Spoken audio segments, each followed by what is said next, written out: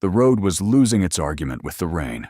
Marin Colville watched it through the carriage window, the narrow lane dissolving into something that was no longer road and not yet river, the ditches overflowing, the hedgerows bent and dripping, and the whole gray countryside surrendering under a sky that had been threatening since mid-morning and was now following through with absolute conviction.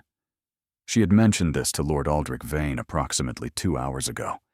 He had not responded. He had turned a page of his correspondence and continued his long-standing practice of pretending she was not there. She was, by now, perfectly accustomed to this. 5 years of being Dorian Colville's younger sister had given her a thorough education in what it meant to be peripheral to Aldrich Vane. He was Dorian's closest friend, his companion since university, the man who made whatever room he entered quietly rearrange itself around him without his ever needing to ask.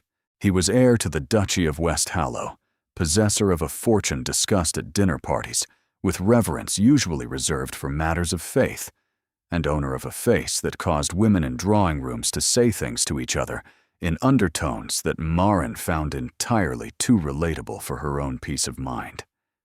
He was also, without question, the most maddening person she had ever been confined with. And she had once been confined in a carriage with her cousin Bertram, who collected beetles and considered a captive audience an invitation. "The coachman is slowing," she said. "I see that." He turned a page. "The road ahead looks completely washed out. I am assessing." "You are reading correspondence?" He looked up. His eyes were the precise gray of flint, pale and unyielding, with a darker edge at the outer rim that she had spent an unreasonable number of hours cataloging, in winter, light and candlelight, and once in the particular copper glow of a September evening at Dorian's country house, when she had looked up from a book and found him watching her from across the room with an expression she had never been able to name, and had filed carefully under things she was not going to think about. She was not going to think about his eyes. "Miss Colville," he said, with the patience of a man who has decided to be patient and is discovering it costs more than anticipated. "I am managing the situation. The situation appears to be managing you." Something tightened in his jaw. She watched it with the detached appreciation of a person who has learned to extract enjoyment from limited sources. Then the carriage lurched violently, not a slow list, but a sudden drop to the left that threw her entirely off her seat. She had half a second of cold freefall before something caught her. Both of his hands, large and certain, gripping her shoulders and pulling her back before she could meet the carriage door with her face. They were very close. She could see the faint scar along his left jaw that Dorian had once told her came from a fall from a horse when Aldrich was 14, a detail Aldrich had never once volunteered himself. She could see that his face had changed, the papers forgotten, something sharp and briefly unguarded, crossing his face for exactly 3 seconds before the composure rebuilt itself from the inside out. "Are you hurt?" His voice was different, quieter. "No, thank you." She pulled back. He released her immediately, as though the contact had been a purely mechanical intervention with no other dimension to it whatsoever, and retrieved his papers from the floor. Outside, the coachman and the footman were in urgent conference above the drumming rain. Aldrich set down his correspondence, opened the door, without ceremony, and exchanged several brief words with the coachman. He climbed back in with water darkening his coat at the shoulders, and his expression entirely settled, as though a flooded road were simply one more item on a list he had already anticipated. "The lane floods in sustained rain. There is an inn 1 mile south, the Silver Heart. We will stop for the night." "1 night," Marin said at once. He regarded her with the expression she had long since categorized as his particular variety of managed tolerance. "Yes, 1 night." She looked out at the failing light. Behind them, through the gray, lay Marchfield House and the party they had left that morning. Ahead lay Colville Park and her mother and the pleasant, ordinary life she had been attempting to return to.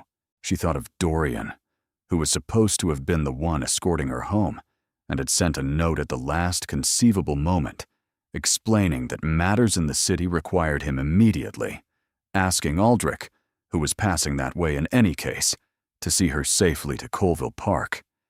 She was going to say several things to Dorian, at significant length. "Fine," she said. "One night." The Silver Hart sat at the crossing of two country lanes, low and stone-built, with lantern light pressing warm and gold against the dark. The common room was packed past its reasonable capacity, every bench taken, every hook crowded with wet coats, the air dense with wood smoke and damp wool, and a stew that was doing its determined best. A fire burned at the far end, entirely invisible behind the people attempting to share it. Near the stairs, someone was playing a fiddle with impressive commitment and variable success. The innkeeper said it before they had fully crossed the threshold. "One room." "Two," said Aldrich. "One." The innkeeper's hands settled flat on the counter with the weary finality of a man who has said the same word enough times today that he no longer bothers softening it. Storms cleared the London road. Everyone's here. One room, one bed, and best I've got. 9 shillings for the night, supper and breakfast included. He assessed them both in the brief, efficient way of a man who reads strangers for his livelihood. Man and wife? The question landed in the silence between them. "No," Marin said. "Yes," Aldrich said. She turned to look at him. He held her gaze for precisely 2 seconds, long enough to communicate that he had made a decision and she was going to need to trust it. And then he was already producing coins and setting them on the counter with the quiet finality of a man who has never in his life been refused anything he decided he wanted. "We'll take the room," he told the innkeeper. The key slid across the counter. The innkeeper turned immediately to his next problem. Aldrich placed his hand at the small of her back. Light pressure, barely anything, but it steered her toward the stairs with a certainty that she found equal parts infuriating, and, in ways she absolutely would not examine, something else. On the landing she stopped. Man and wife. It is the most straightforward explanation. The alternative is explaining why Lord Aldrich Vane, future Duke of West Hollow, is traveling unchaperoned with an unmarried woman of good family. He was already producing the key. "I have given the innkeeper a false name. Aldrich Weston. Merchant. Timber from the Baltic. You are Marin Weston. We are traveling north to visit your family. I am a terrible liar. You are precise and self-contained and perfectly capable of saying very little when circumstances require." He pushed the door open. "Say very little." The room was not large. The bed dominated the space, solid oak with a white coverlet that looked aggressively respectable under the circumstances. A writing desk, a washstand, a fireplace with a good stack of wood, and a window against which the rain pressed without cease. Marin stood in the center of the room and precisely did not look at the bed. "You will sleep in the chair," she said. "No." "On the floor." Also no. He was already crouching at the fireplace, coaxing a fire from the cold grate with the same unhurried competence he brought to everything. She watched the set of his shoulders in the growing light and thought, not for the first time, that the most genuinely maddening thing about Aldrich Vane was not his coldness.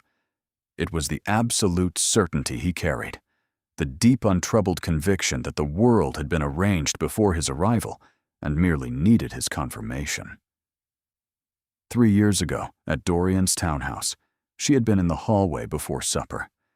Dorian had said, with the easy affection he always used about family, Fair warning, Marin will be joining us tonight. She will make everything considerably louder than you prefer."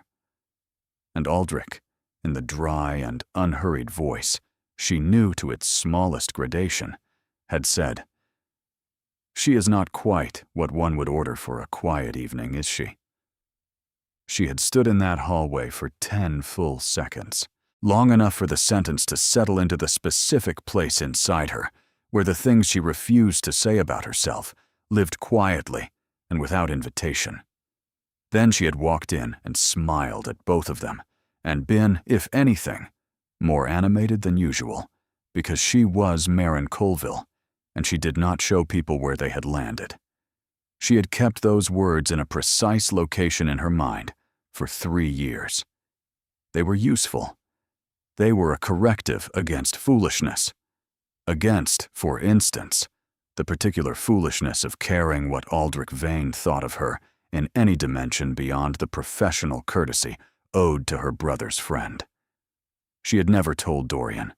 She would not have been able to explain why it mattered, and she had no intention of trying.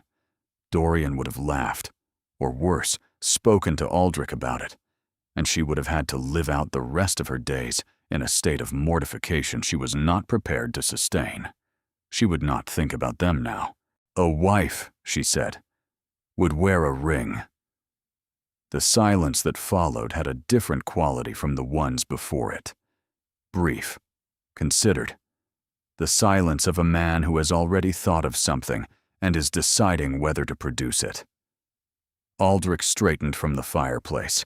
His hand moved to the inner pocket of his coat, with a motion so controlled it barely registered as movement at all. And then he crossed the room and held something toward her. A ring. Gold. Plain, worn smooth at the shank from what must have been years of constant handling. Old and modest, and possessed of the quiet weight of an object, kept close against a person's skin for a very long time. She did not take it. "Whose is this?" she said. A pause. The precise length of a pause that confirms the answer carries weight. "My mother's. She left it to me when she died. I carry it." A shorter pause, clipped. "It is not significant." Marin looked at the ring. She looked at him. His expression was arranged with its usual precision, offering exactly what he chose to offer, and not one word more. She held out her hand. He placed the ring on her finger. 4 seconds of contact, completely impersonal, and she felt it from her hand to her shoulder, and was genuinely furious at herself for it. The ring fit. She looked at it sitting on her hand with the ease of something that had always been there. A dead woman's ring in a stranger's room, while the rain drove against the glass, and the fire grew behind them, and the fiddle played something mournful downstairs. "One night," she said. "One night," he agreed, and turned back to his writing desk.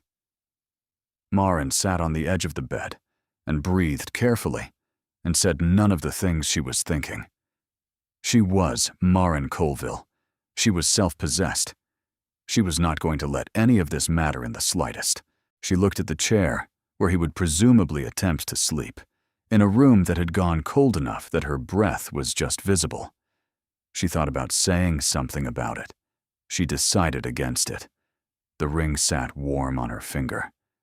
She did not, she told herself, think about that at all. The storm had not read the innkeeper's estimate and appeared to have its own timeline in mind. Marin woke to a sky the color of old pewter and rain that had settled into the sort of long, steady, purposeful fall that suggests not weather, but verdict. She lay still for a moment, oriented herself, and became aware of 3 things in sequence. The bed was warm, she was alone in it, and Aldrich was already standing at the window. He was in his shirt sleeves, his coat was over the back of the chair, his correspondence was in his hands, which meant that wherever he had slept, it had not been long enough to prevent him from locating his papers before she woke, and that the situation had not made him any less himself. She found this both irritating and, in a way, she filed quickly away, quietly reassuring. "How long?" she asked. Her voice was rough with sleep. "All night." He did not turn. "I spoke with the coachman at first light. The lane north is flooded over the axle height. The road south has a section entirely gone." He paused. "We are not leaving today." Marin looked at the ceiling. "How long does the innkeeper estimate?" 2 days, possibly 3. She looked at the ring on her finger.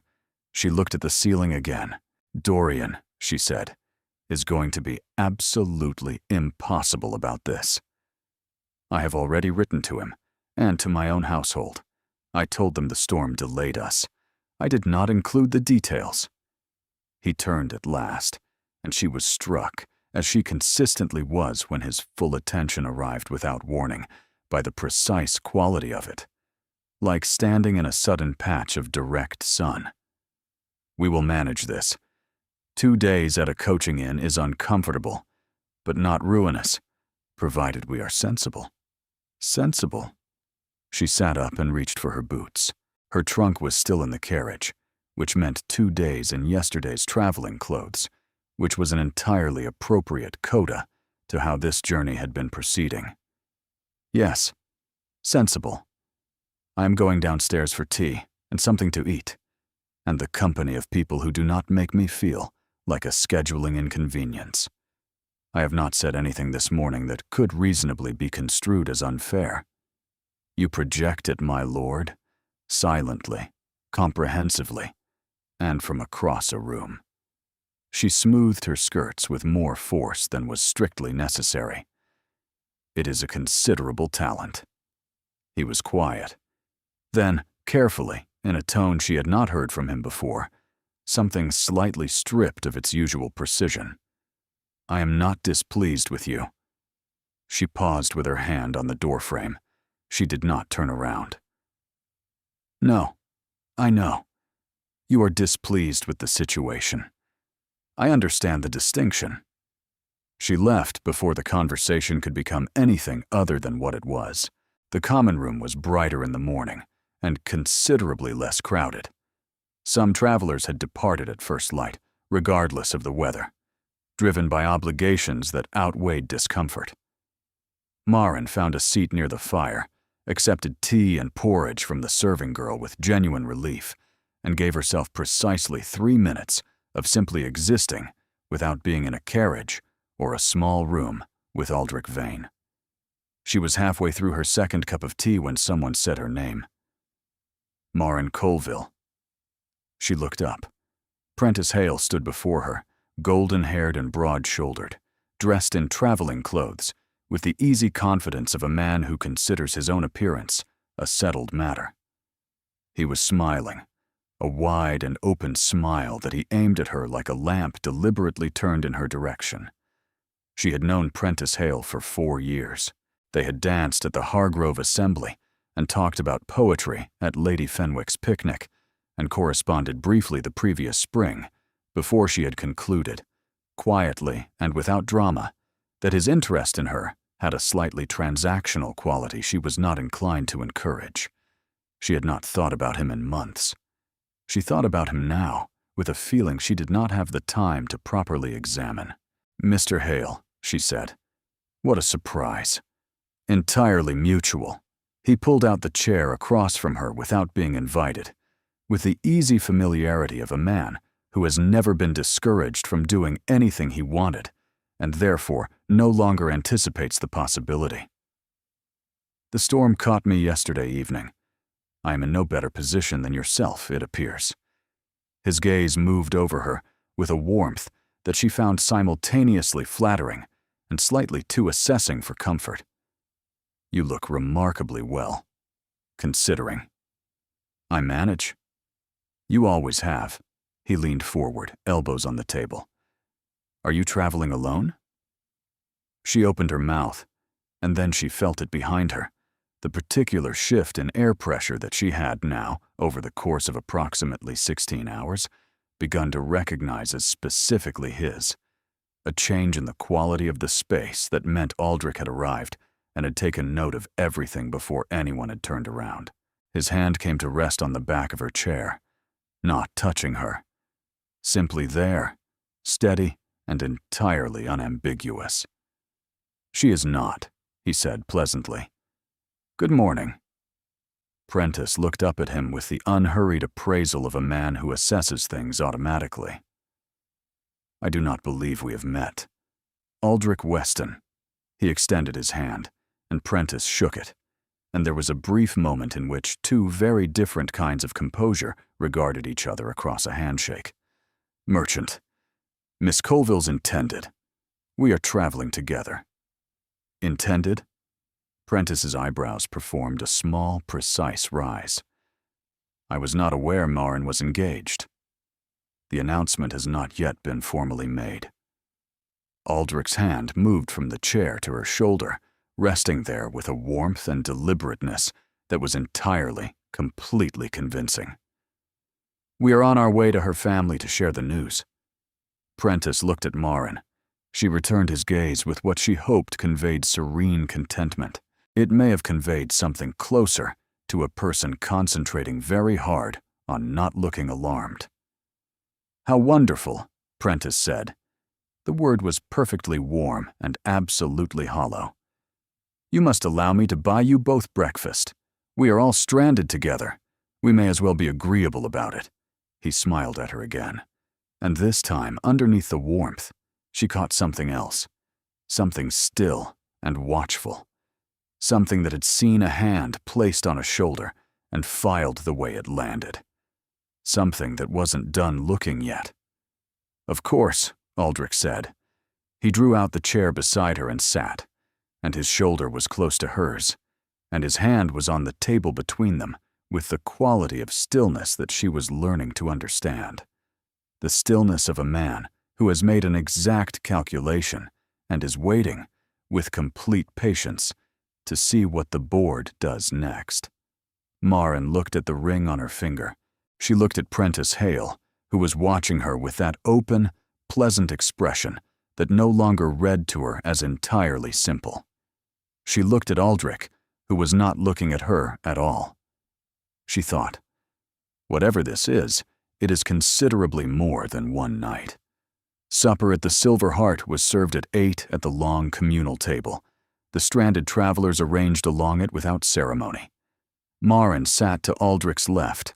A wool merchant from the north sat to her right.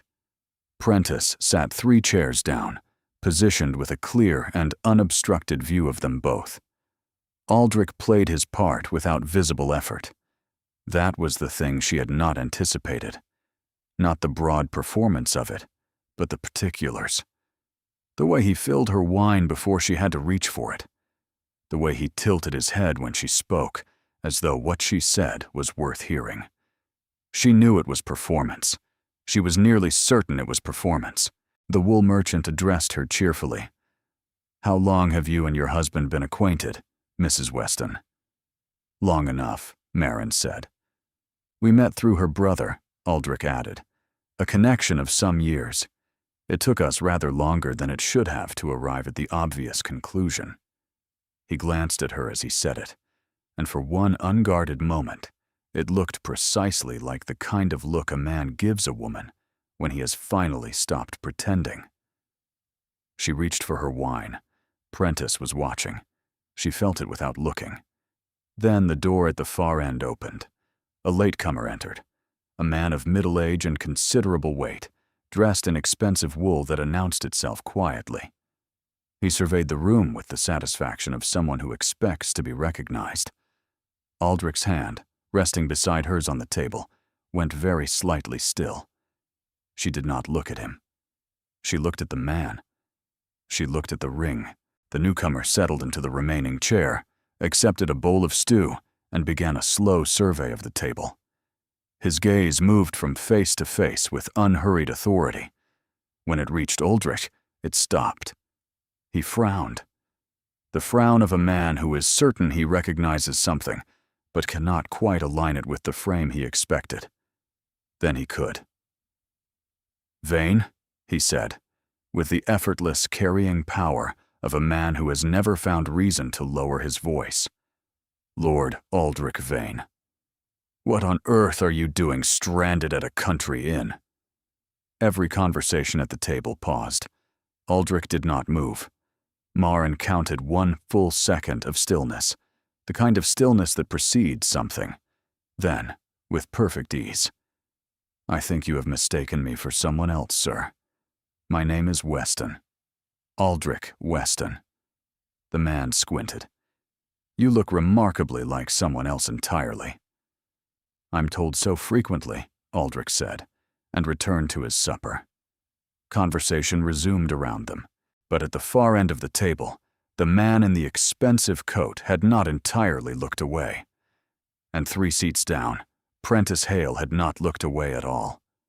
Marin sat with the ring warm on her finger and understood, with a cold and settling clarity, that the fiction they were maintaining had just become considerably more fragile than a storm. After supper, the common room dispersed itself slowly, travelers moving toward the fire or the stairs or the bar with the unhurried resignation of people who have stopped fighting their circumstances.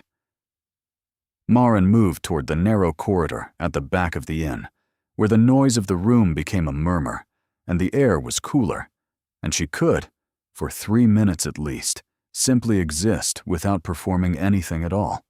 She had approximately 1 minute. Mrs. Weston, Prentice materialized from the direction of the stairs with the ease of a man who has always been very good at appearing precisely where someone was hoping not to find him. He was smiling. He was always smiling. She had been studying the smile since breakfast and was beginning to understand it as a specific instrument, one that required looking at very carefully before you understood what it was actually for. Mr. Hale, she said, forgive the intrusion. He did not appear to require forgiveness. I wanted a moment without Mr. Weston present. My intended, she said, and I would rather not discuss this here. Marin. His voice shifted, the performance of warmth softening into something quieter and more direct. We have known each other for 4 years. I think we can afford honesty. She looked at him steadily. Then be honest. Something is wrong here. He said it simply, without decoration.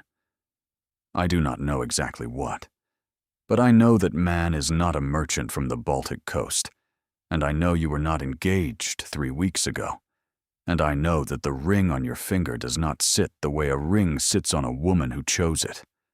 He waited a beat. I am not saying this to threaten you. I am saying it because I am concerned about you. The ring felt very precise and very deliberate on her hand. Your concern is noted, she said carefully, and unnecessary. Are being extremely careful, Prentice said. Far too careful for 2 people in love. Love is careless. Love forgets to be careful.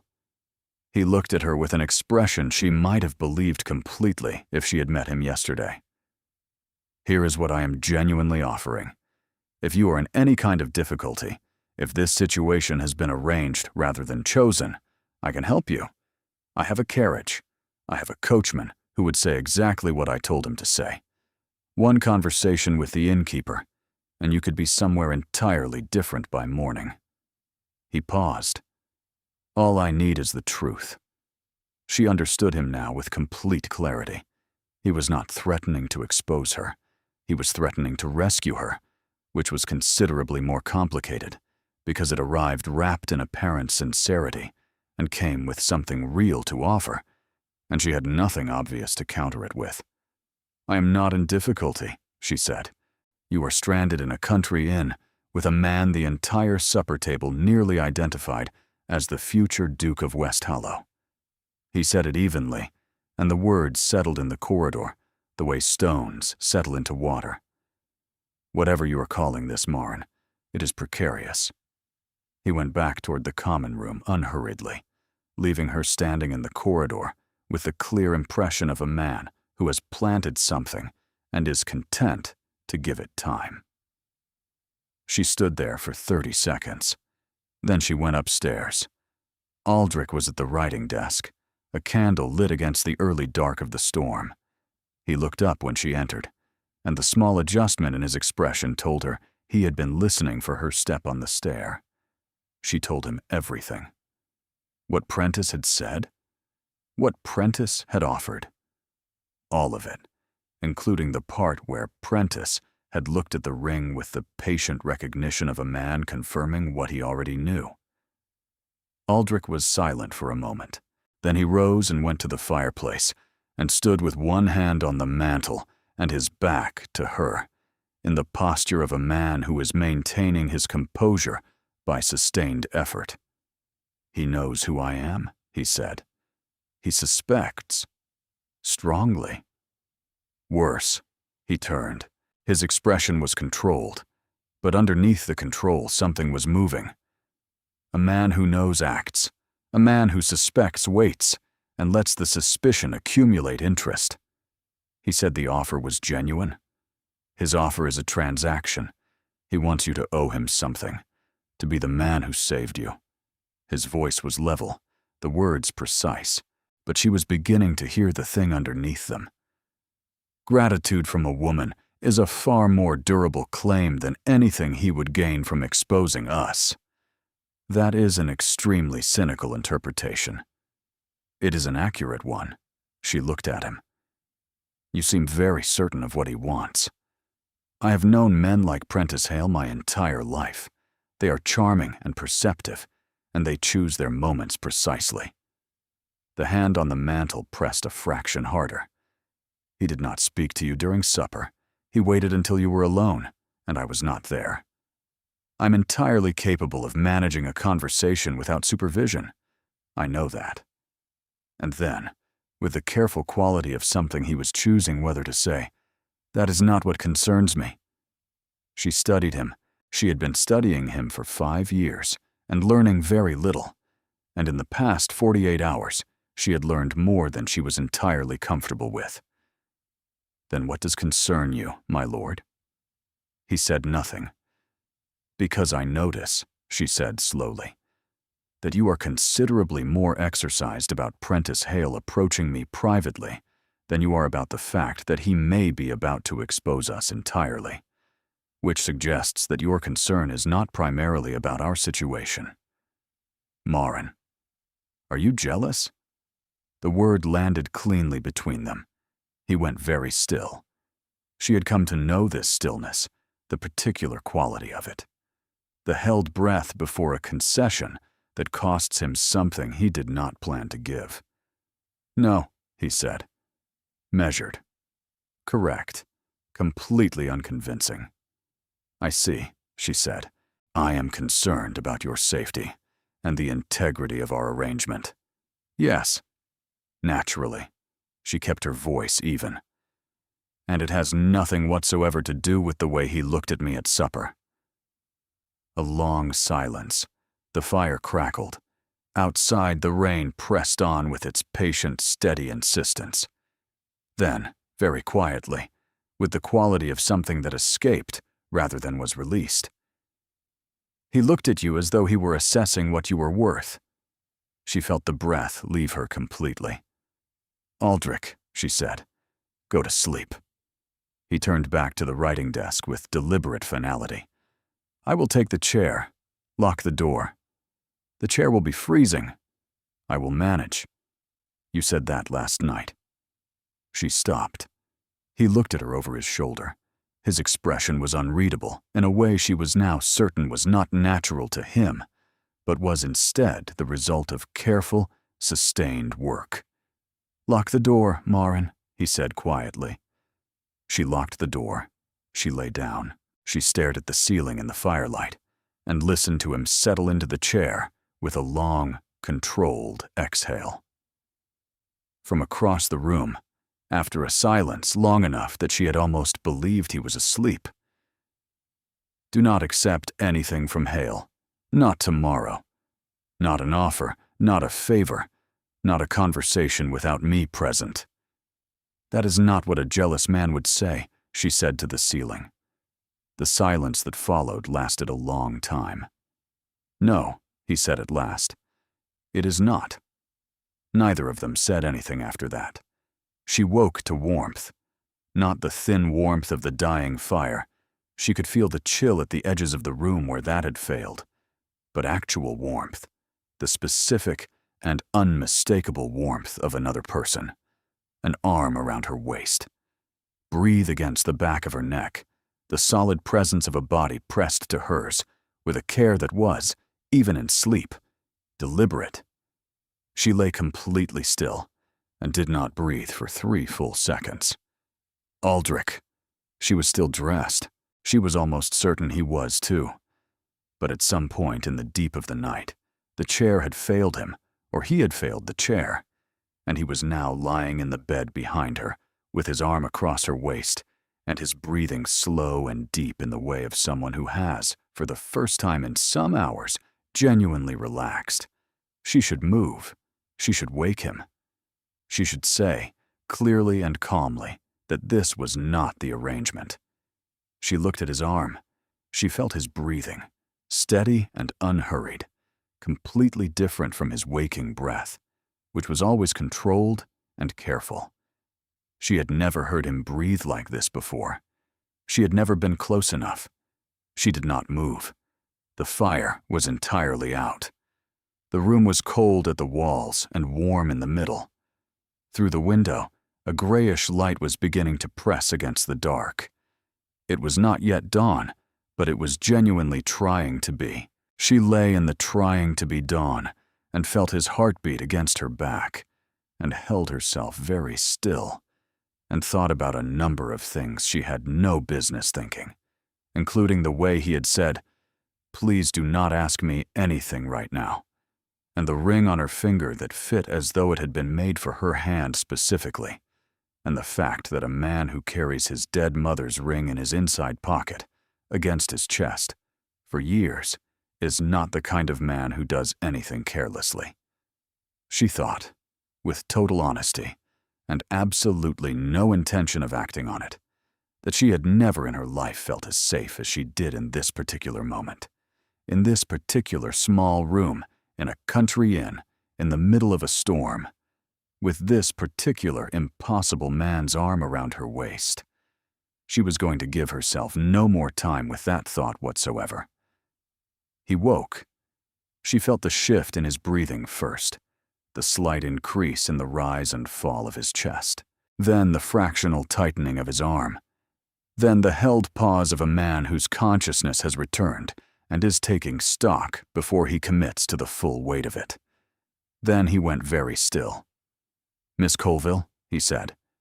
His voice was rough in a way she had never heard from him, sleep-blurred, stripped of its usual precision. "Yes." "We are." He stopped.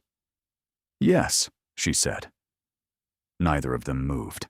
His hand was flat across her waist, warm through the fabric of her dress. She could feel his heartbeat against her back. It was faster than it should have been for a man who had just woken in a perfectly ordinary fashion. "The chair," he said at last, "was freezing. Yes, I know. I did not intend this. I know." A long silence, during which neither of them moved. "I should," he started. "Yes," she agreed. He did not. She became aware, in the suspended particular quality of the moment, of the ring on her finger, pressing warm between her palm and the coverlet. His mother's ring, the thing he had carried for years against his chest. "Aldrich," she said softly. "Please." His voice was very quiet. "Please do not ask me anything right now that requires an honest answer." She said nothing, which was, she recognized, itself a kind of answer. He moved, slowly and carefully, as though extracting himself from something he was not certain he wanted to leave.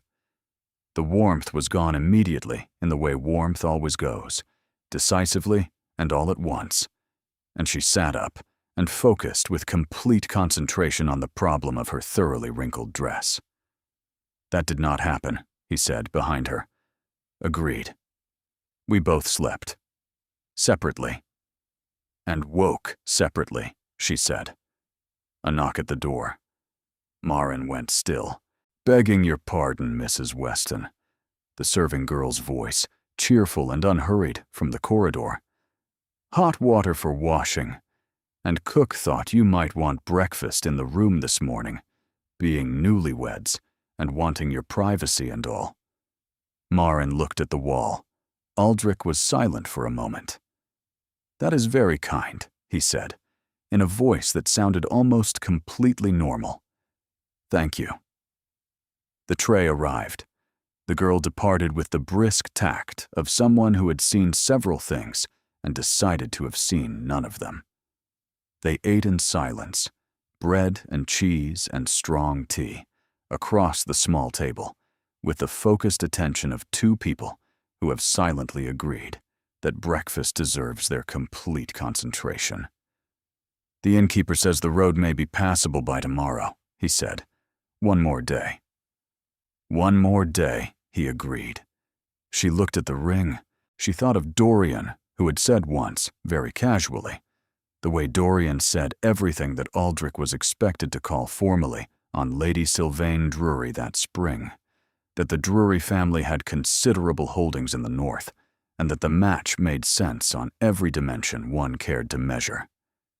She had not thought about Lady Sylvain Drury in 2 days.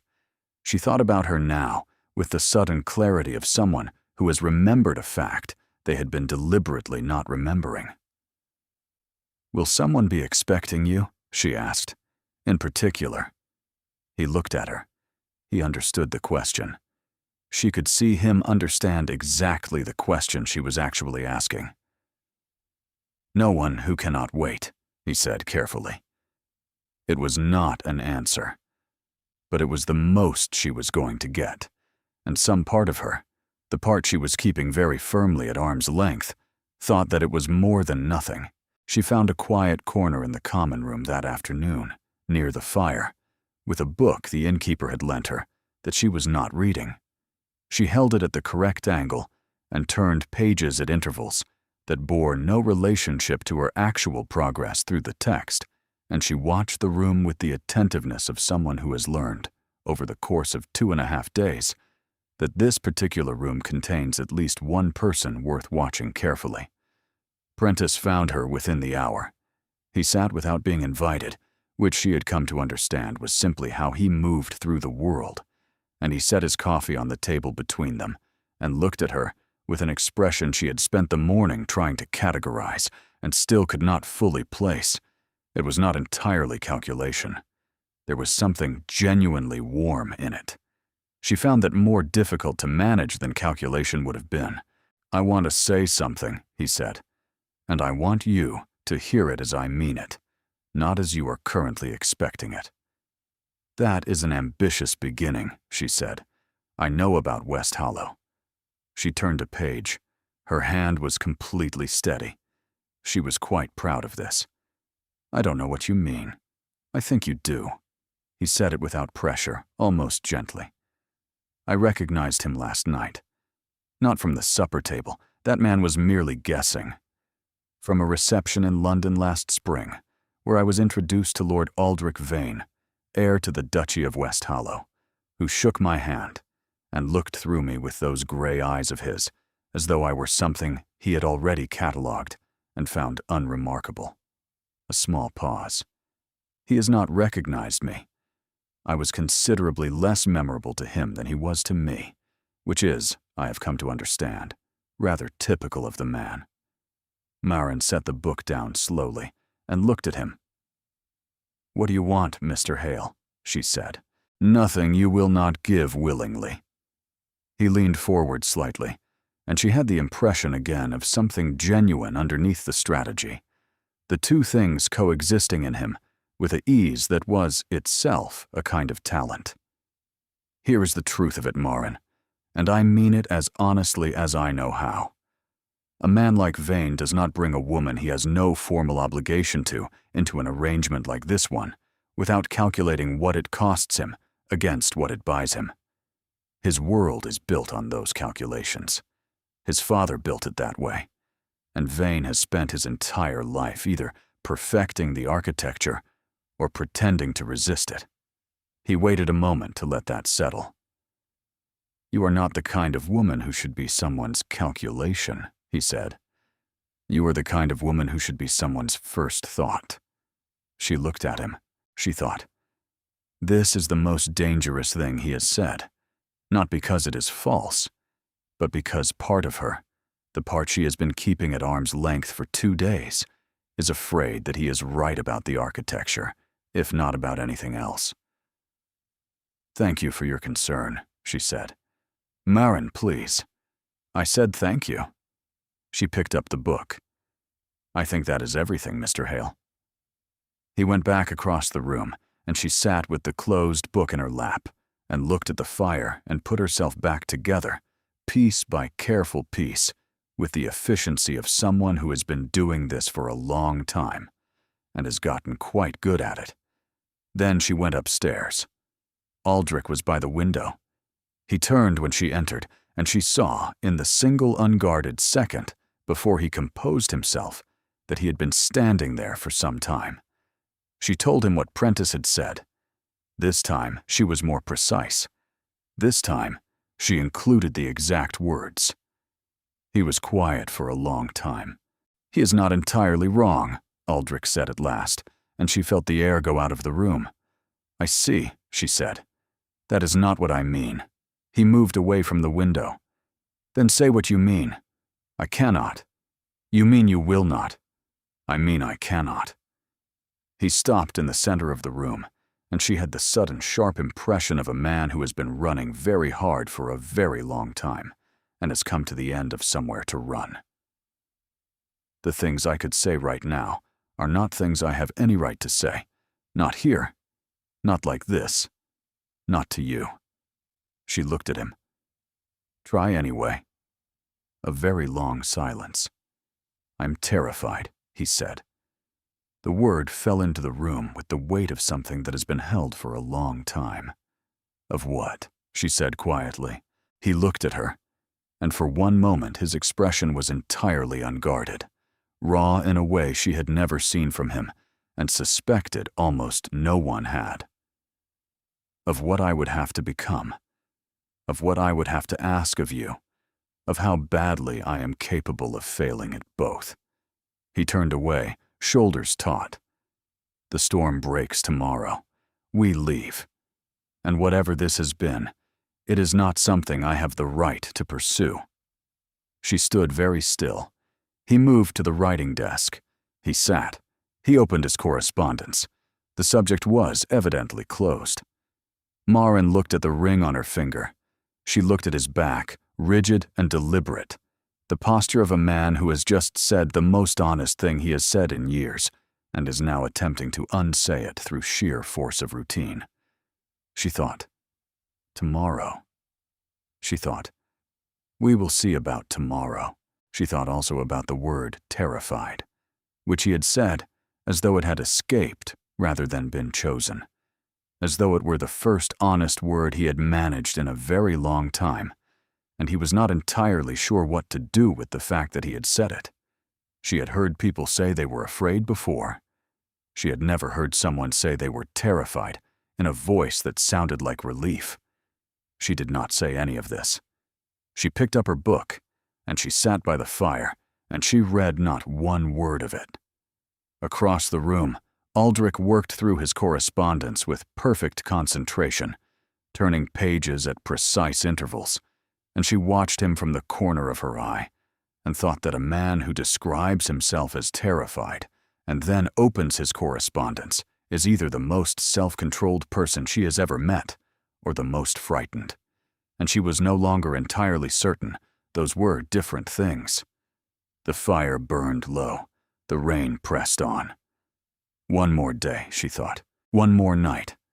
And then they would leave and go back to being who they were supposed to be, and this suspended world inside the inn would be filed under things that did not bear examination. She almost believed it. The fire died some time after midnight. Maren lay in the dark and listened to it go. The last small cracklings, the slow settling of the grate, the silence that replaced everything. The room grew cold at the edges first, then gradually everywhere. The kind of cold that does not announce itself, but simply accumulates until it is a fact one cannot continue to ignore. She could hear the rain still, softer now than it had been, patient in a way that suggested it had nowhere else to be. She could hear Aldrich breathing from the chair, slow and measured and deliberate. He was not asleep. He was performing rest, which for Aldrich Vane had always been the same as performing anything else, applied to the task, yielding nothing. "The fire has gone out," she said to the dark. A pause. "I know. You must be very cold. I am managing." She looked at the ceiling. The ring was warm on her finger, as it had been for 3 days. She thought about the word terrified, said in a voice that sounded like something surfacing after a very long time underwater. "Aldrich," she said. "Marin," his voice was careful. "Do not." "I was not going to say anything you are not ready to hear," she said quietly. "I was only going to say that there is a side of the bed that is considerably warmer than that chair, and that the floor between here and it will hold your weight without difficulty." A long silence, the kind that has texture. "That is a very precise offer," he said at last. "I am a precise person." Another silence. Then the sound of him rising from the chair, unhurried, quiet. She did not turn around. She felt the mattress shift, and then, very carefully, his presence behind her. He did not touch her. He was simply there, in the way that a fire is simply there, not asking anything, only being warm. "I cannot promise anything beyond this room," he said, very low into the dark above her shoulder. "I know," she said. "This does not change what waits for us outside it. I know that too." A pause in which she could feel him working through something, reaching the edge of something he had been standing at for 3 days with considerable stubbornness. Then his hand found hers in the dark, warm and deliberate, and for a long moment the room held its breath. She did not say anything. He did not say anything. Some silences are the most honest thing two people can offer each other. This one settled around them the way the cold had settled into the room, quietly and completely, filling every space that words had failed to reach and several that words had never been intended for. The ring was warm on her finger. Outside, the rain pressed on without urgency, patient and entirely unchanged, indifferent to the particular weight of what was happening in a small, cold room at a country inn in the middle of a storm. She lay very still and listened to it and thought, whatever the morning does with this, right now, in this room, between these two people who have been running from each other for 3 years, it is real. Outside, the rain fell on without conclusion. She did not sleep for a long time. She woke to gray light and an empty side of the bed that was already cold. Marin lay still for a moment and looked at the ceiling and took full account of where she was and what had happened and what the cold, empty side of the bed was telling her. Which was that it had been cold long enough to mean that he had risen well before dawn and dressed and arranged himself back into Lord Aldrich Vane with considerable thoroughness before she had opened her eyes. He was standing by the window, fully dressed, coat and all, his correspondence in his hands, reading with the focused attention of a man who has identified the most important task available to him and committed to it absolutely. She sat up. "Good morning." "Good morning." He turned, and his face was composed and careful, the look of a man who has thought very hard about what his face should be doing, and arrived at a precise answer. "The road is clear. The innkeeper confirmed it at first light. We can leave within the hour if you are ready." "I can be ready," she said. "Good." He turned back to the window. I will have the carriage brought round. I will wait for you downstairs." He left.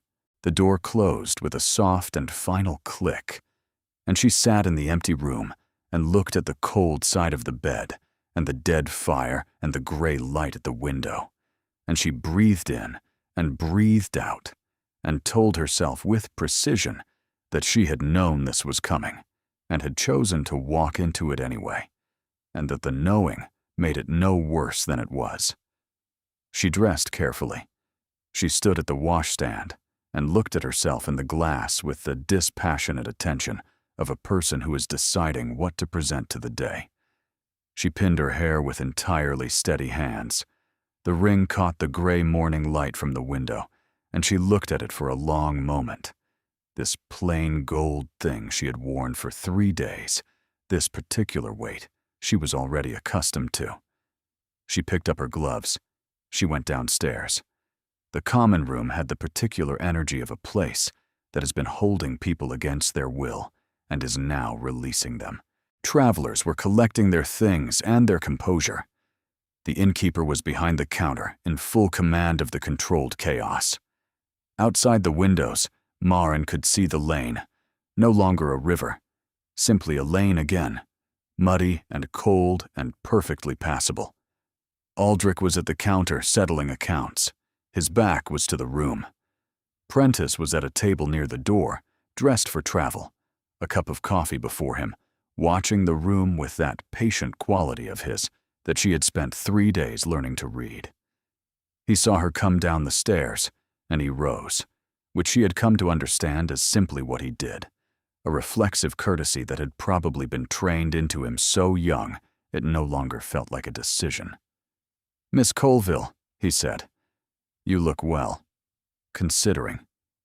"Thank you," she said. "I hope the storm treated you kindly." She looked at him. He was not going to pretend he did not know. That was, she supposed, something. "Adequately," she said. Aldrich appeared at her shoulder, as he always appeared, without announcement, already present. "Hail," he said. Controlled. Pleasant. The voice he used when he wanted something to sound like one thing and be another entirely. "Vane," Prentice said, and did not correct himself, and the words sat in the air between them with considerable weight. From the direction of the stairs, the heavy tread of the man who had made identification his personal project at supper 2 nights ago. He descended into the common room, looked around with the satisfied air of a man who expects his mornings to go well, and located Aldrich with the precision of someone who has been thinking about this since he woke up. "I have written," he announced, pleasantly, to no one in particular. "To Lord Vane's household. Simply a note asking them to confirm a detail.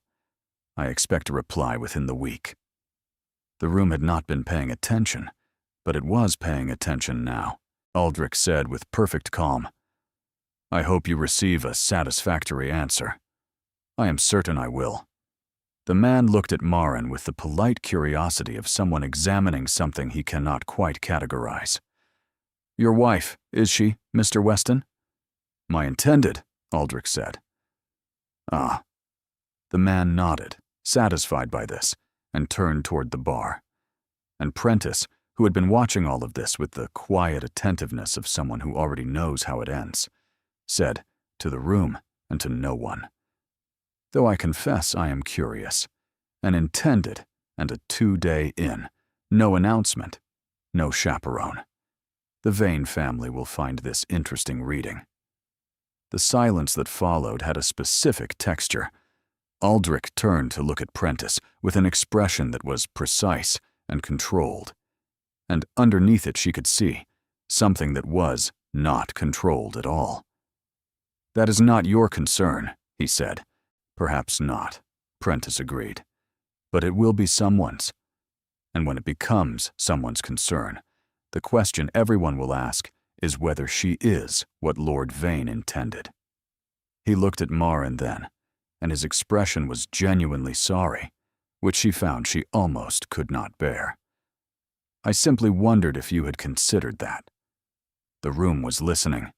The innkeeper had stopped writing. 2 women near the fire had stopped talking.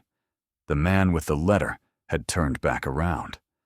And Aldrich stood in the middle of all of it, with the specific look of a man calculating rapidly against a deadline, with insufficient information and too much at stake. And he said, in a voice that was meant to close the matter, to make it manageable, to contain the damage, "She was not what I had in mind for this arrangement." No. He meant it one way. It arrived as something entirely different. Maren heard the room. She heard the words. She heard, underneath them, the hallway 3 years ago. She is not quite what one would order for a quiet evening, is she? She heard 5 years of being peripheral, of being the inconvenience, of being the furniture that was endured when Dorian had gone elsewhere, and it was only the 2 of them, and Aldrich had to work very hard not to look at her too long. She heard all of it. She looked at Aldrich. He had already seen it. She could see in his face the exact second he heard himself from the outside, the exact second he understood what it had cost her, and the exact weight of what it had cost. She reached for his hand. She took the ring from her finger. She placed it in his palm with the deliberate care of someone completing an action precisely. Not angry, not theatrical, simply clear and final and completely calm. She folded his fingers over it. She held his eyes for 2 full seconds. Then she turned and walked out of the Silver Heart into the cold, clear morning without looking at anyone, past the coachman, down the lane toward the bare winter hedges, because she needed the cold air, and she needed 30 seconds, and she was absolutely not going to let that room see her face. He was behind her before she had gone 20 paces. Maren. All the management was gone from his voice, all of it. She had never heard him like this, scraped down to something beneath the architecture of him. "Do not," she said. She kept walking. "What I said wasn't what I meant. You know what I meant. I know what you meant." She stopped. She turned to face him. The lane was empty. The cold was clean and sharp between them, and there was no one to arrange their faces for, and she was very aware of this, and so was he. "I know what you meant, Aldrich. I also know that you said it in front of a room full of people who will remember it, and I know that it sounded exactly like something you said 3 years ago in Dorian's hallway, when you did not know I was there." She looked at him steadily. "She is not quite what one would order for a quiet evening." His face did something she had never seen it do. "You heard that," he said. "I have heard most things," she said. "I have simply been very careful about which ones I allowed to matter." She went back to the carriage. She climbed in. She looked out her window. He stood in the lane for a long moment. Then he came and sat across from her and looked at the ring in his hand, and then out his window. And the carriage moved, and the Silver Heart receded behind them, and the silence between them was the loudest and most populated thing she had ever sat inside. He made 2 attempts to speak in the first hour. The first was about the road conditions. The second was about the weather. She answered both in 3 words or fewer, and she could hear, even in the brevity of her own answers, the shape of what she was doing, which was protecting herself in the only way left to her, which was to offer him as little surface as possible. He understood. He always understood the things she wanted him not to. He stopped trying and returned to looking out his window with the expression of a man engaged in a calculation he has been doing for a long time and is no closer to resolving. They traveled in silence for the remaining 2 hours, each looking at their own window, the winter fields unreeling between them, and when Colville Park appeared through the bare trees in the late gray afternoon, she looked at it with the exhausted relief of someone arriving at the place they have been trying to get to for longer than they can reasonably account for. The end was only the beginning of the next thing. She knew that. She looked out at the familiar lane leading to the house and thought about everything that had happened in the space of what should have been an ordinary journey home.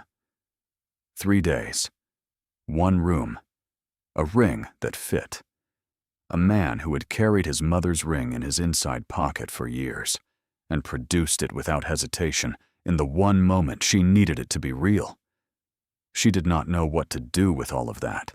She did not know how to put it somewhere useful. She supposed she would figure that out tomorrow. He helped her down from the carriage. His hand was steady and impersonal, as it had been the very first time, outside the Silver Heart 3 days ago, when she had not yet known what his hand felt like, when it was not impersonal. She did not look back when she walked up the steps. Dorian was on the front steps before the carriage had fully stopped. He came down them quickly, with the focused energy of a man who has been waiting for several hours and has used every one of them constructing a version of calm that he was now working very hard to maintain. He reached Maren first.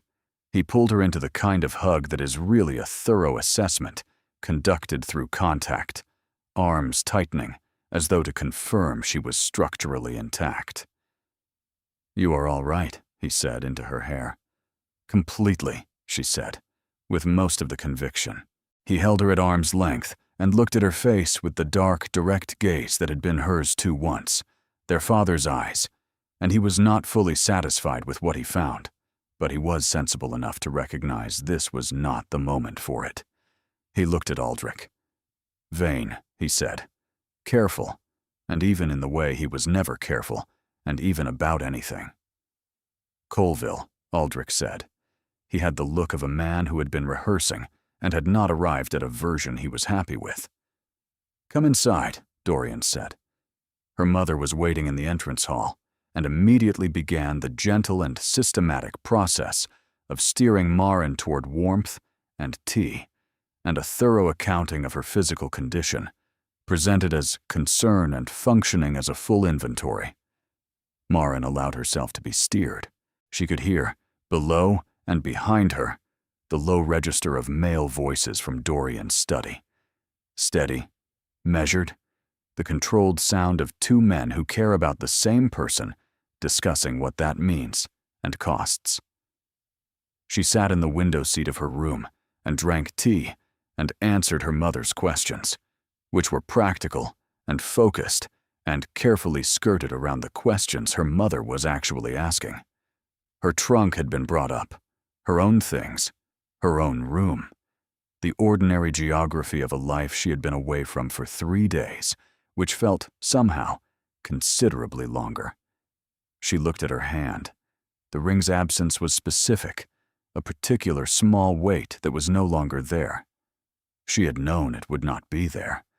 She had placed it in his hand herself, deliberately, with full understanding of what she was doing. But knowing something in advance does not always make the knowing sufficient. She did not hear him leave. She learned of it from Dorian an hour later, in the library. He stood in the middle of the room with his hands behind his back, which was how Dorian stood when he was uncertain what to do with his hands, and he looked at her with the expression of a man who has received a great deal of information and is not sure how much of it he is entitled to share. He said he would call formally once the roads permitted, Dorian said, and that he was sorry for the circumstances. He paused. That was all he said. She nodded. "Maren." He sat across from her. "What actually happened? The storm, the inn, 1 room. You know the rest." "I know the version Aldrich gave me, which was thorough and precise, and told me almost nothing of any use." He leaned forward, elbows on his knees. "I know you. I know what your face looks like when something has happened that you are deciding not to tell me. Nothing happened that concerns you. You are my sister. That is the definition." "Dorian." She said his name the way she had said it since they were children, when she wanted him to understand that she was serious and had reached a limit. He understood. He sat back. He ended his understanding with Lady Sylvain Drury, he said, and watched her face. She went very still. "When?" she said. "The day before you left Marchfield. He went to them in person. Told Sylvain's father that he could not in conscience continue a formal courtship when his situation had become, in his words, unclear. Dorian held her gaze carefully. Before the storm, before any of it. She absorbed this. She sat with it the way one sits with something fragile, holding it level, not yet sure if it will hold. That does not change what he said at the inn, she said carefully. No, Dorian agreed, but it changes when he said it. She looked at her empty hand. 4 days passed. She moved through them with methodical attention to ordinary things. Correspondence, her mother's requests, the work of the winter garden, the small necessary business of simply being at Colville Park. She ate well enough. She slept adequately, which was not the same as sleeping well, but was considerably better than nothing. She held several conversations about topics of no particular consequence, and contributed to them with every appearance of her normal self. She did not hear from him. She told herself this was expected. She told herself it was the correct outcome, and that she had chosen it by placing the ring in his palm, and she did not regret it. She almost entirely did not regret it. On the 5th day, a letter arrived addressed directly to her in handwriting she recognized before she had properly read the direction. Miss Colville, it began. She noted the formality of it and felt it land. I have written 5 versions of this letter and destroyed all of them on the grounds that the correct version would be a lie, and I think we are past the point where another lie between us serves any useful purpose. Here is what is true. What I said at the Silver Heart, in that room with everyone listening, was not what I meant by it. You know what I meant.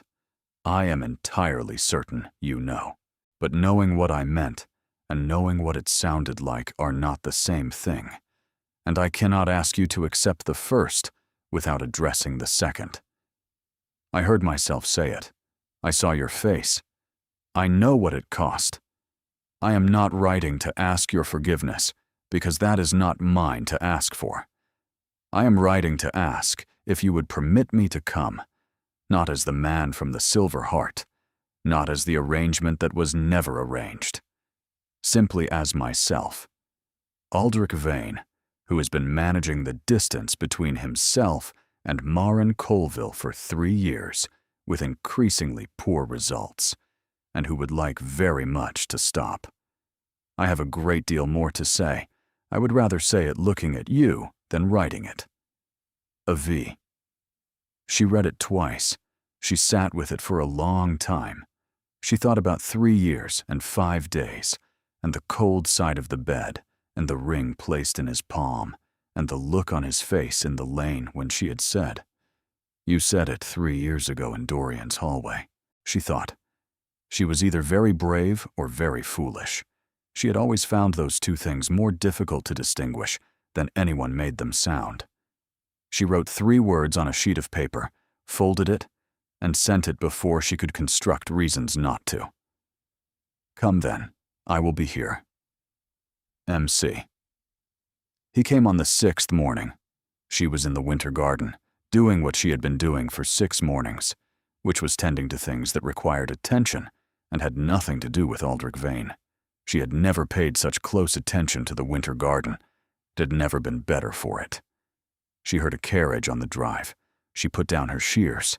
Then she heard a second voice, not Aldrich's, from the direction of the front gate, and understood before she had finished turning that Prentice Hale had arrived at Colville Park on the same morning, which was the kind of timing that suggested the universe had opinions. She went around the corner of the house and found them on the front steps. Prentice was smiling. Aldrich had the stillness of controlled anger. The butler stood between them with the expression of a man caught between 2 inconvenient facts. "Mr. Hale," she said. Both men turned. "Miss Colville." Prentice was warm and sociable and entirely too comfortable. "I found myself in the neighborhood. We have mutual friends in the Fenwick family." "You're intruding," Aldrich said. Prentice looked at him with the patient expression of a man who has decided not to take offense at things not worth taking offense at. "I am calling on Miss Colville, Vane. I believe that is within my rights as an acquaintance of her family." "It is not a right you have," Aldrich said, with a precision that was not anger, but was something adjacent to it, something more sustained and more deliberate than anger. "You made certain of that at the Silver Heart. Everything you said and did there, the offers, the threats dressed as concern, the speech about first thoughts and calculations and architecture, all of it was in service of this, of standing at this woman's door and presenting yourself as the alternative. And I am telling you clearly that it will not work. I was not aware you had the authority here." "I heard you," Aldrich said, "at the inn, the second day. You were speaking to two men by the fire, and you said that Maren Colville had always been partial to you, and that she had come into considerable family money, and that the man she was traveling with was a nobody who could be handled." He held Prentice's gaze without blinking. "I said nothing then, because I hoped I had misheard. I did not mishear." Prentice was very still. "Your family's financial situation is known," Aldrich continued, with the same even quiet, "as is the fact that you have been looking for a particular solution to it for the better part of 2 years. I have no interest in making that information public, but I want it understood, by you and clearly, that Maren Colville is not available as a solution to anything." A pause. "Call on whomever you like in the Fenwick family. Good morning." Prentice looked at Maren for a long moment. His expression had changed, the sociability stripped away, something underneath it that was harder and less charitable.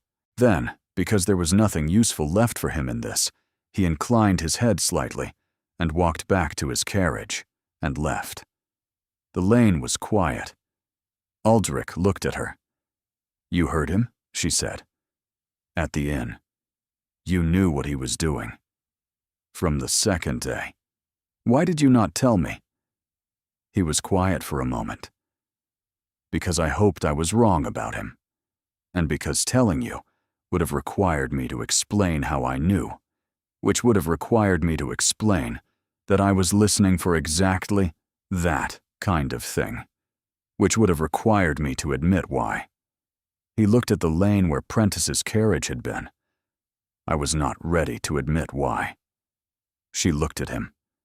She had been looking at him for 7 days across various distances, and this was the first time she was looking at him without anything between them. No room, no other people, no performance being maintained. "Come into the garden," she said. They walked to the far wall of the garden, where the view opened onto the fields below, silver and still in the winter morning. "Say what you came to say," she said. "All of it." He stood beside her, and she could feel him assembling it. Not the managed version, but the true one. "I have been in love with you," he said, "for 3 years." She stood very still. "It started at the Allerwick dinner, 3 winters ago. You were talking with someone across the table, and you said something that made the person beside you laugh, and the thought arrived fully formed and completely clear. I have been looking in the wrong direction this entire time." He stopped. He looked at the frost on the ground.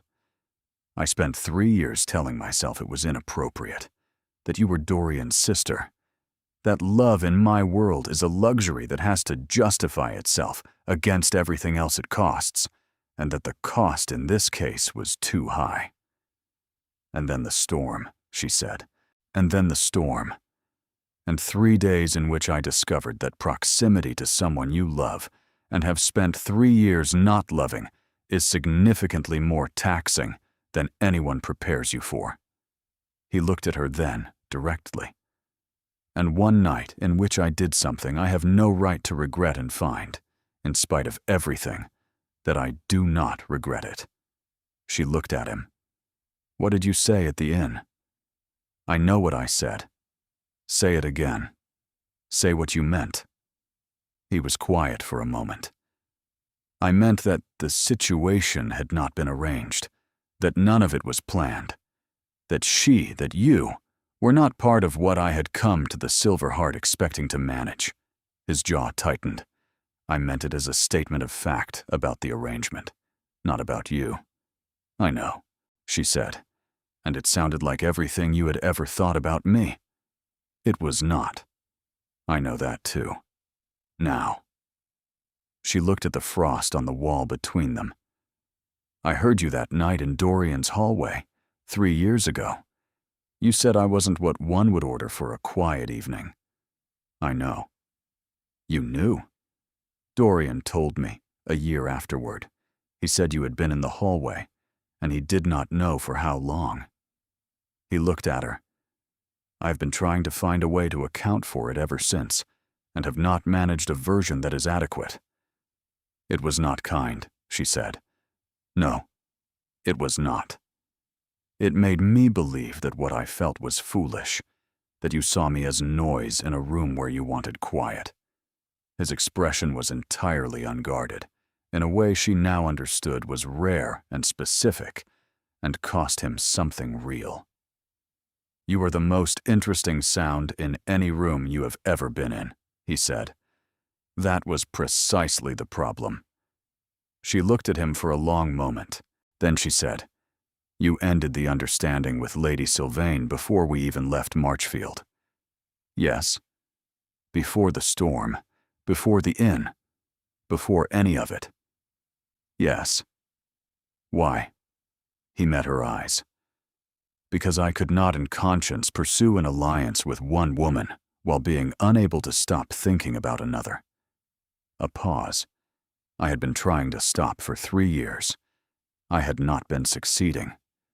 The morning we left Marchfield, I understood that I was not going to succeed, and that continuing to try was a specific kind of dishonesty I was no longer willing to practice. She was quiet for a moment.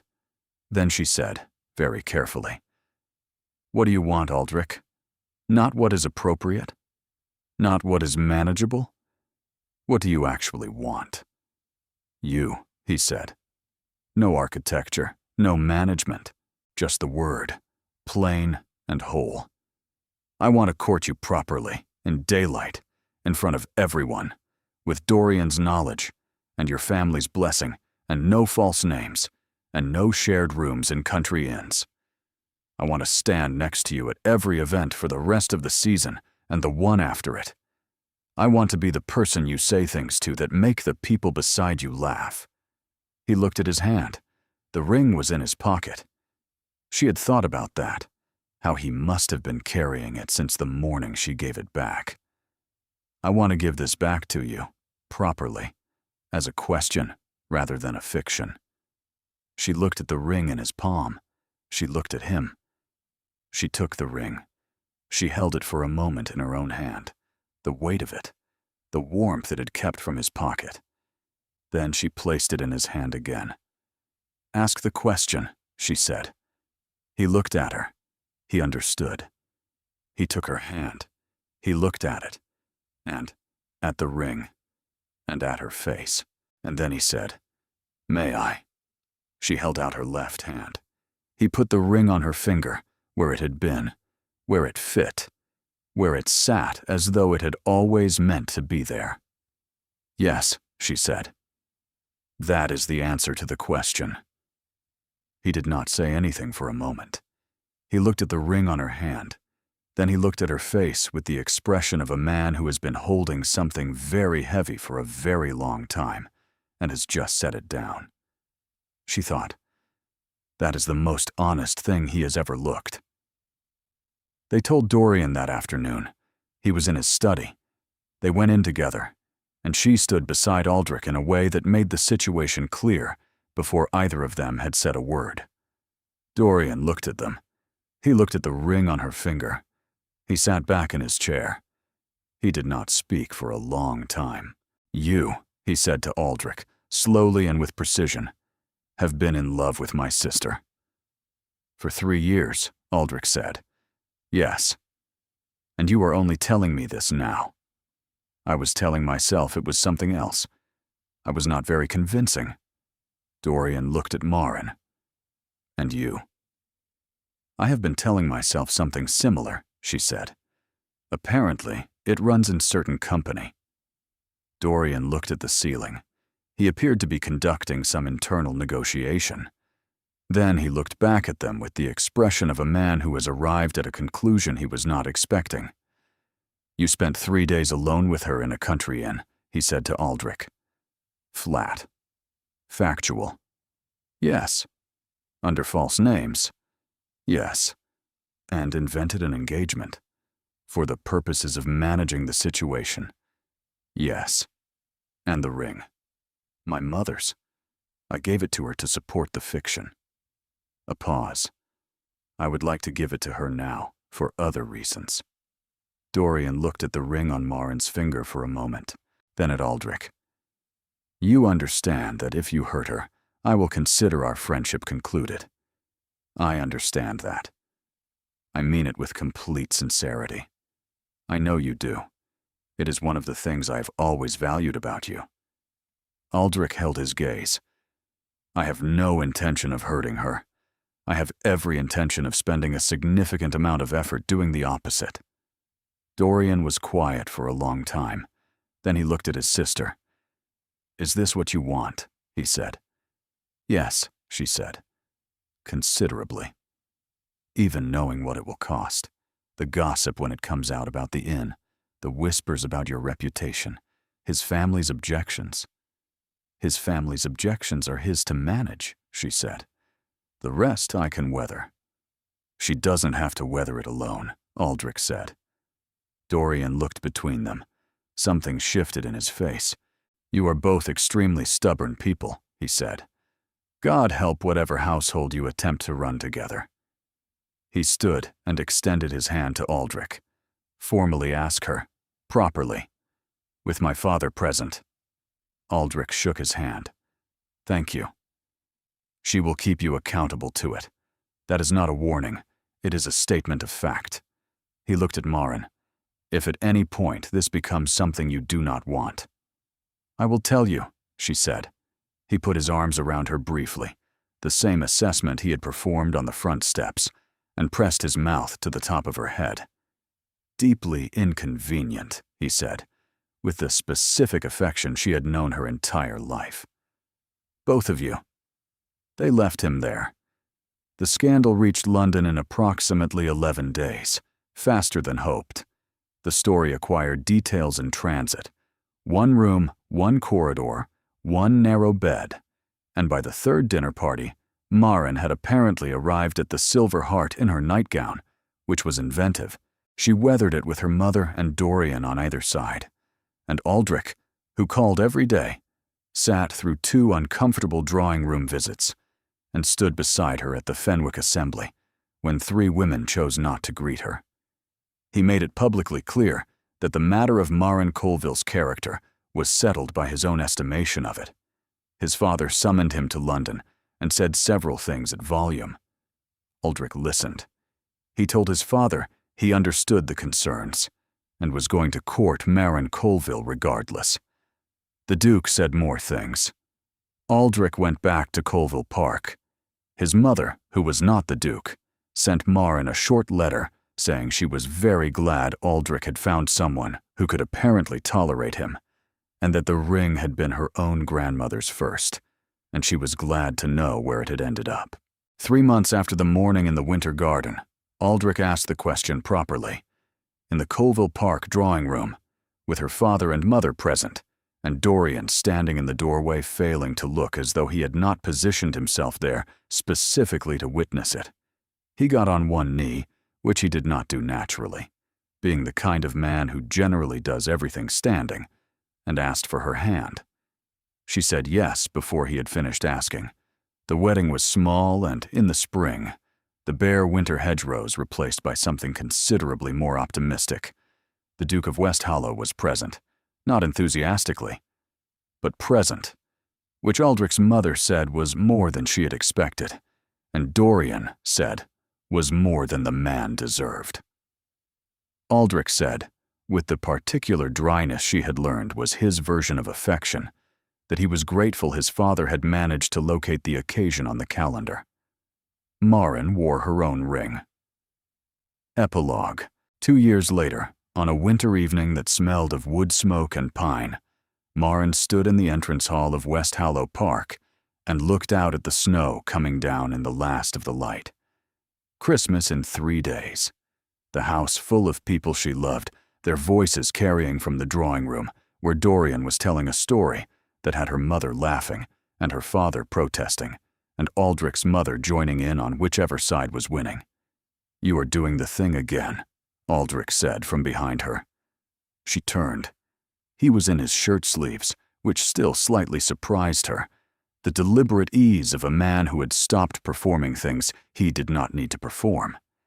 He leaned in the doorway of the hall with a glass in his hand and looked at her with the expression she had no longer needed to look at sideways to read. "What thing?" she said. "The standing in hallways, looking at weather thing." He came to stand beside her. Outside, the snow was falling steadily over the park, covering the winter garden, settling on the drive. "You did it at the Silver Heart, too, standing at the window, looking at the rain." "I was thinking about something." "Then? Or now?" "Both." She looked at the ring on her finger. 2 years of wear had done nothing to it.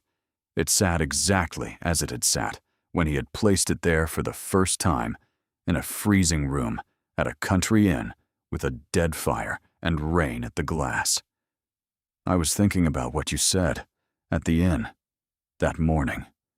He was quiet for a moment. "Which thing I said?"